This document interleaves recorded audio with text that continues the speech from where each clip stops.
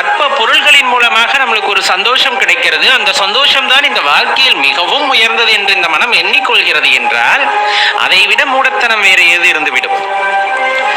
படைத்தவன் இருக்கின்றான், பரம்பொருள் இருக்கின்றார், அவர் மூலமாக கிடைக்கின்ற ஆனந்தம் அப்படிங்கிறது பேரானந்தமாக இருக்கும், பேரின்பமாக இருக்கும் என்பதை மறந்து அவர் படைத்த பொருட்களினால் கிடைக்கக்கூடிய ஆனந்தத்தை நான் எடுத்துக்கொண்டு தலையில் தூக்கி வைத்துக் கொண்டு இதுதான் பெரிது என்று ஆடிக்கொண்டிருப்பது எவ்வளவு பெரிய ஒரு மட்டமான விஷயமாக இருக்கும்.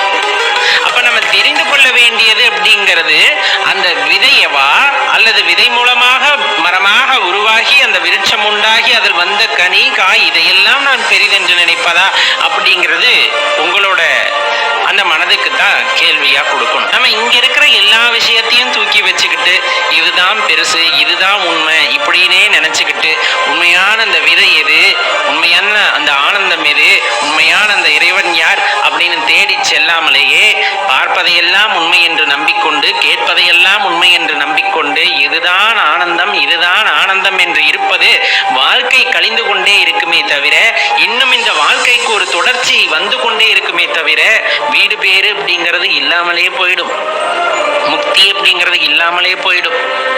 அதனாலதான் சொல்றது, எந்த ஆனந்தத்தை நீங்கள் உயரியதாக நினைக்கின்றீர்களோ அதற்கு மூல காரணமானவன் யார் என்பதை உணர்ந்து கொள்ளுங்கள். அதை தேடி செல்ல பழகி கொள்ளுங்கள். அதுதான் ரொம்ப முக்கியமான விஷயம்.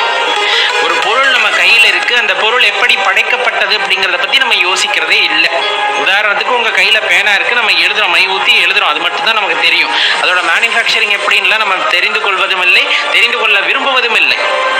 அதே போலதான் இந்த மனிதன் அப்படிங்கிற ஒரு விஷயமோ அல்லது இந்த உயிரினங்கள் அப்படிங்கிறதையோ பார்க்கிறோம், அதோட பழகிறோம், அதை ரசிக்கிறோம், அதை அனுபவிக்கிறோம், இந்த மாதிரி விஷயங்கள்ல தான் ஈடுபடுகிறோமே தவிர இதோட ஆதி எது, இதோட ஆரம்பம் எப்படி இருந்திருக்கும் அப்படிங்கிற விஷயத்தை பத்தி யாரும் உணர்ந்து கொள்வதும் இல்லை, உணர முற்படுவதும் இல்லை. இதுதான் பிரச்சனை.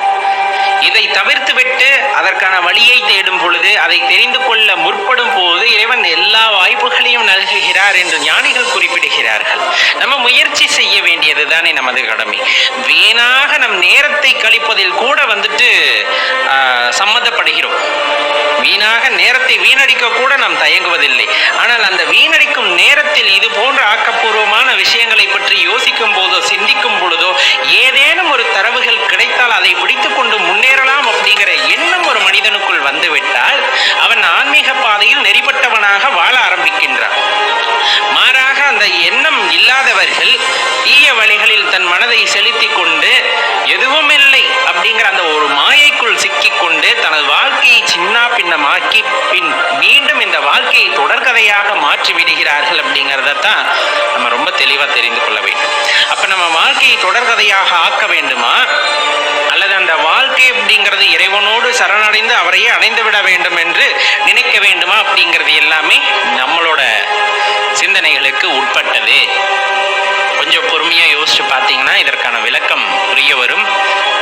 நிறைய புத்தகங்களை படிங்க, நிறைய குருமார்கள் இருக்கிறாங்க, தேடி போங்க.